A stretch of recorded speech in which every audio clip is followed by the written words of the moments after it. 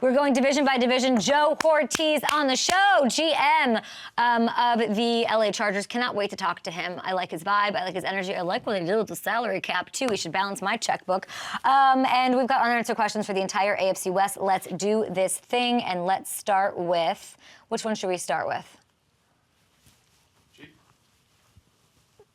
The odds. Here we go. If you're looking over at FanDuel Sportsbook... the Chiefs and everyone else is the story. KC heavy favorite at -230. Chargers are next at +350. I mean, they finished last this year, so that's not bad. They have the Raiders at +900. FanDuel Sportsbook. What do they know? Marcel Reese joining the show in a bit to talk about that. Broncos the long shot at +2,000. +2,000.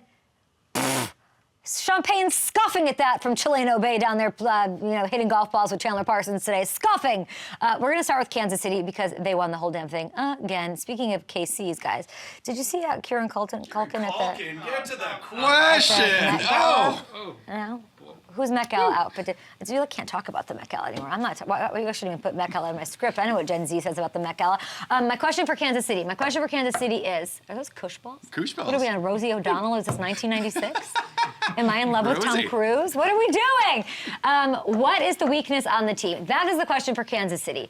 And I hope Joe's not listening to this because, you're with the Ravens. And it happens with Kansas City. Now you're facing Kansas City twice a year as the GM of the Chargers. What is the hole we can poke in with this team? Turns out you can't. You want to bring up receivers in the wake of the Rashee Rice stuff? Okay, fine. Even if Rice never plays another down for KC, and he probably won't, I think they still have more talent than they did at the receiver spot now that they did a year ago with Xavier Worthy and Hollywood Brown in the mix. So you can't say diddly squat about the wide receivers. Okay, so they lose L'Jarius Sneed. That's got to hurt, right?